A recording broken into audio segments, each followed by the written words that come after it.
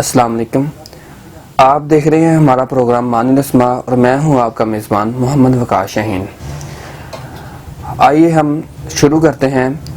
آپ نے جو بھیجے تھے نام ہم بتاتے ہیں ان ناموں کے معنی اور وہ نام کس زبان کے لفظ ہیں. سب سے پہلے ہم بڑھتے ہیں بچوں کے ناموں کی طرف. تو ہمارا آج کا جو پہلا نام ہے وہ ہے ابتسام. ابتسام جو ہے وہ عربی زبان کا لفظ ہے اور اس کا معنی ہے ہنسنا مسکرانا. اس کا معنی ہے ہنسنا مسکرانا یعنی مسکراہٹ کو ابتسام کہا جاتا ہے. اس کے بعد دوسرا نام جو ہے وہ ہے حارث.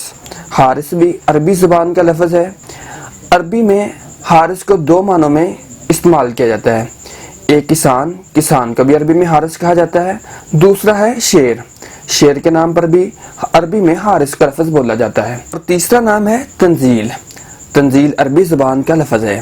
یہ نزل ینزل تنزیل مصدر ہے اور اس کا معنی ہے نازل کرنا, آسمان سے کسی چیز کو اتارنا, اور اس کو ترتیب دینے کے معنی میں استعمال کیا جاتا ہے. اور اس کے بعد چوتھا نام ہمارا ہے رضوان عربی زبان کا لفظ ہے. عربی میں رضوان خوشنودی کو اور رضامندی کو کہا جاتا ہے. اس کے بعد پانچواں نام ہے شہزاد فارسی زبان کا لفظ ہے اور اس کے معنی ہے شہزادہ.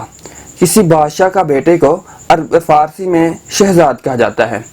اس کے بعد ہم بڑھتے ہیں پروگرام کے دوسرے حصے کی طرف.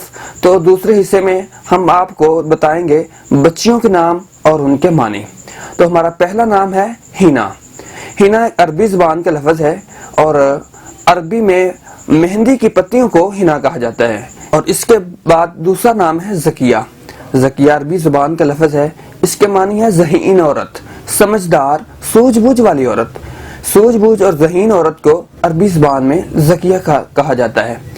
اس کے بعد تیسرا نام ہے سدرہ عربی زبان کا لفظ ہے اور اس کے معنی ہے بیری کا درخت. عربی میں بیری کے درخت کو سدرہ کہا جاتا ہے.